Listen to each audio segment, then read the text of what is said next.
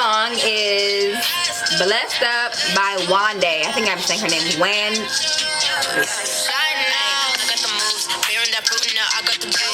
Anywho, we like her. Welcome to our channel. Welcome back. Welcome back. That is hilarious. We're having little difficulties and technical difficulties. Hey, we're back. Now that we have our light back in the sun setting. Yeah, we're fighting against the sunset. We're fighting against the sunset. So you want to talk about what today's video is? Today we're going to be talking about the most common asked or the most commonly asked questions on an interview, as you might be applying for seasonal positions or you might be looking for a new promotion or whatever the case may be. These are some questions to keep in mind, as well as we'll provide you with some answers that we think are feasible for that question, or Yes. how we would answer them to the best of our ability. Yeah. With our professional background. Yes. And we've been all over, so We have been. got some tidbits of goodies. We do. So I think 100% most employers will ask you, what are your strengths and what are your weaknesses? Without question. This is it's a super good idea for them to get to know who you are as a person, as well as for you to acknowledge what you don't do that great. So in the strengths, that's your time to basically sell yourself and basically brag on yourself. So if you have good work ethic, say I have a very good work ethic. Strong I'm a good work communicator. I'm a good relationship builder. I am a high performer. Whatever applies to you, say those things. Don't make them be lies either, because if you get the position, they're expecting you to do those things. to do what you said you're gonna do, or what you say your strengths are. Right. So just showcase those things. Your weaknesses, how I play them, is I say I acknowledge that a skill that could use some development or some work would be procrastination, for an example. That is one for me actually that I would use in an interview. And once you acknowledge, or say that you acknowledge that you have a skill that needs to be developed, what you should follow up then and say is, now this is what I've been doing to grow or develop that skill. So I acknowledge that I have an issue of procrastination, and I've been making sure that I have a planner or a schedule to keep me on track, to make sure that I am getting things done before the deadline. So you have time to accurately edit, things of that nature. So acknowledge, development, going forward. So like going forward, this is how this will be implemented in my day-to-day work, things of that nature. Yes, and I looked this up too, because they say not to answer the way that I have answered in the past, which is my true weakness, is being a perfectionist. Not a weakness. Because I am totally a perfectionist, meaning that I will sometimes drag my feet on something that is necessarily done, but I don't think it's done, because I have to look at it through 10,000 different spectacles. But don't answer the question if you are perfectionist, because they do not like that answer. I mean, some will, maybe. Yeah, you gotta gauge kind of the culture of where you're applying to as well. Like, if you're going into like corporate or more so like a business environment, they don't want that type of answer. Like you need to be you have to research their culture and kind of understand and adapt your answers based on that. But definitely don't provide, I don't have any weaknesses. That's a huge problem. Everybody has a weakness. So you have to acknowledge you have a weakness, and don't say something like, oh, I just work too hard. Oh, I'm always working. Not a good weakness. So actually find something, but when you're also finding your weakness, make sure that it's not one of the duties that they need you to do. So if the role you're applying for requires time management, one of your weaknesses should not be procrastination, should not be time management, because they're gonna be like, oh, immediately you're not out fit for this role, because this is what we need for the role. So you have to tailor it. It's all for interviews. It requires a lot of research about that company and about whatever that specific role is. Yes, excellent point, sis. Thanks, girl. Excellent point. So the next question that they will, if not, this is probably the first question that they'll ask you, is tell us about yourself. Now, in this question, they're not trying to get your whole life story. So I think you need to come up with maybe 2 or 3 things that are pertinent to, again, the research that you've done with the company. So look at what their values are and kind of tailor your values to what their values are. So for example, if they value community outreach, then make sure you're talking and bragging about on how you love to work at pads, volunteer at pads, or you love to, I don't know, help the homeless whenever you have the opportunity. Just giving 5, just giving 10, 20, whatever you can when you have the opportunity. That's good. And then talk about, the stuff that you do, like the hobbies and stuff like that, because you do want to have someone that's well-rounded. Just like when you go to college, they want someone that's a whole package, not someone that's just book smart. Right. So stick to like those 3 tips about yourself, or those 3 facts that you could say about yourself, and then leave it at that. Don't keep talking. Don't try to oversell yourself. Be succinct, personable, but concise about what you have to say. You don't want to overshare. In addition, like one thing I learned too, I was getting my master's degree is, and I always known this, but you should always have like a 3-minute elevator speech prepared at any given time. Yeah. So if someone were to come up to you right off the street and they were like working on Wall Street and they wanted to offer you a position, they said, tell me about yourself. You should have a 3-minute speech of who you are, your experience, and what value you can provide to any company. Right. So it's something good to just keep in mind or to create on your computer. Just in the back of your mind. Yeah. Go! Here I am. Huge question that employers ask is, especially if you're working in different, directing hand in hand with clients or customers or patients or whatever the case might be, they want to know how your conflict management is, or how you deal with hard situations, because the fact of the matter is people are not nice.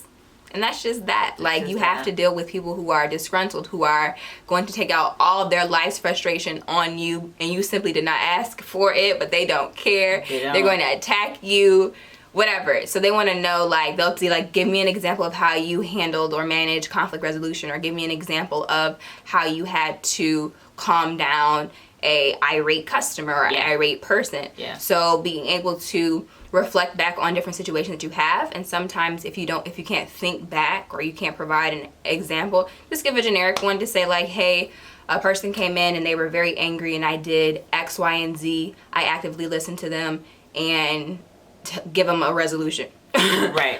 They want that's all I'm looking for is a resolution. Right. They want to see, like, can you fix a problem? One thing that I always say, and I think employers like, is say that I actively listen to everything they're saying without being reactive to them. Thank you, girl. To whatever they're coming at me, because most times, and the fact of the matter too is, you don't know what someone's going through, so they're gonna get angry, but it might not be anger necessarily directed towards you. So it's being able to sit down and be calm and not reactive, which can take a lot. Right. And listen to everything that they're saying and making a mental note and say, okay, so I heard you say this, this, and this. This is what I can do to fix this. This is what I can do to fix this, and this is what I can do to fix this. And then them ultimately leaving happy or having some type of resolution so that they're not angry anymore. Yeah. And write a letter to the manager or the company Dear with Mr. your name CEO, in it. Unnecessarily. Nicrae is the worst worker in the world. Right. Don't. She was so rude to me. And I mean, sometimes too, people just get disrespectful and you be like, we can square up once I clock out. Don't do it. It's not even worth it. As tempting as it is. It's not even worth it, guys. It's not worth it. But if they do get to a point of, I think if people are mad, that's one thing. But once they start disrespecting you, I have a problem with that. Like, I will never let anybody disrespect me. But there's also a professional way to handle disrespect. Right. But that's for a different day, another story, another time. Or no time, maybe. We'll bring it up, maybe.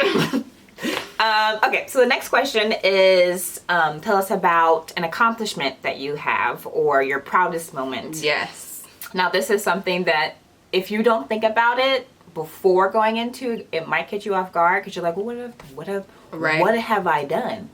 Who am I? Like, I'm sure reflecting on all life's moments at that current I've juncture. done nothing. So just go into it just thinking about, just look back all over your life and see all the things the Lord has provided for you. Yeah.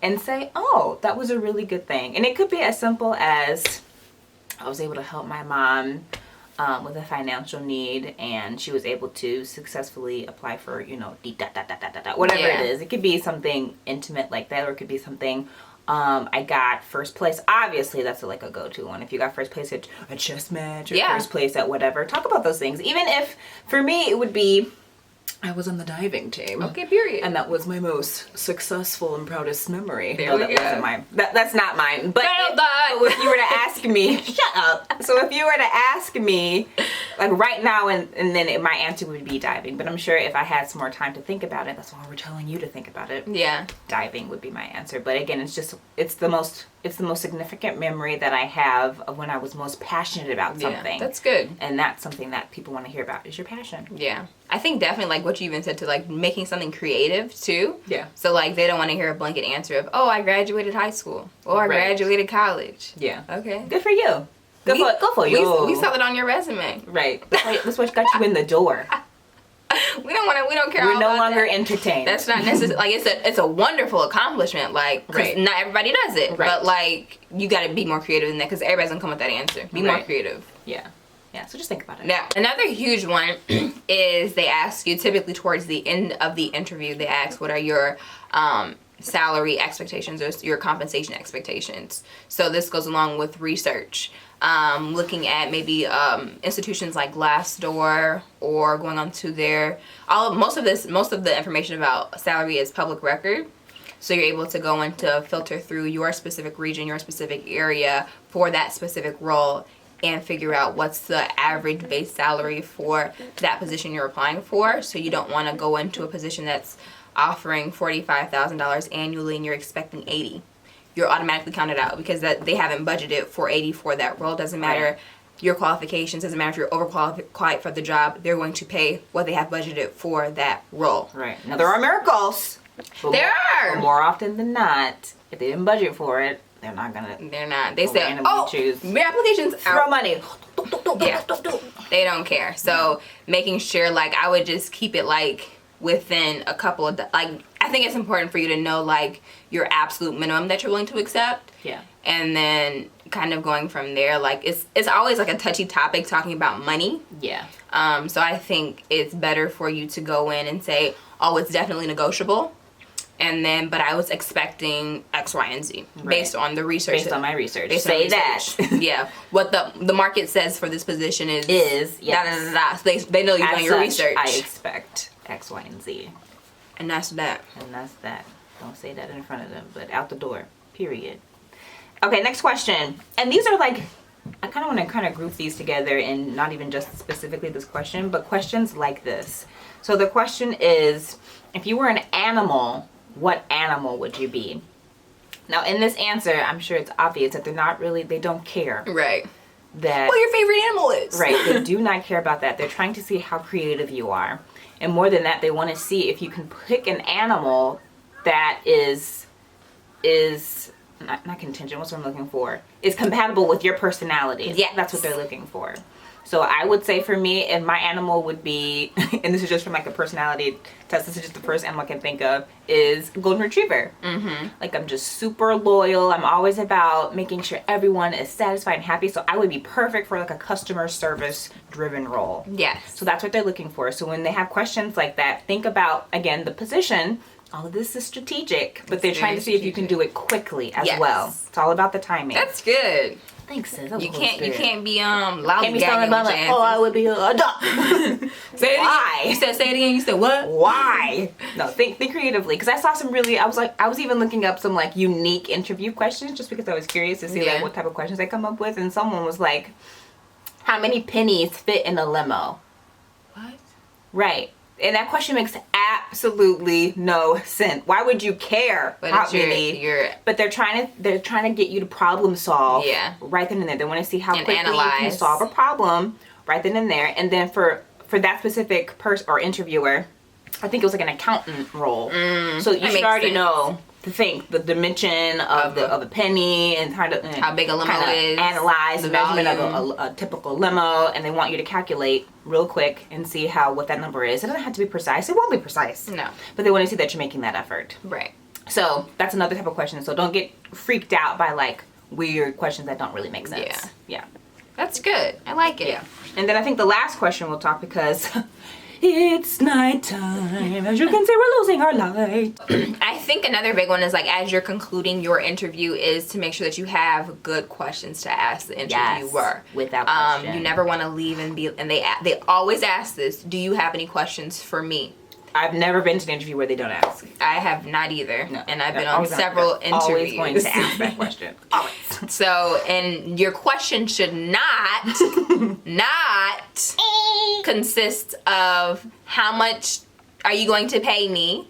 Right. Number one. Because once you are offered the position, they will then go over and divulge into salary, Benefits, things of that. So your question should never be around what are the benefits, how much you're gonna pay me, and things that would basically they're like kind of the reason why you're going for the job. But you don't want to ask those things right off the bat because it makes you just look hungry, thirsty, and they don't want you automatically. No.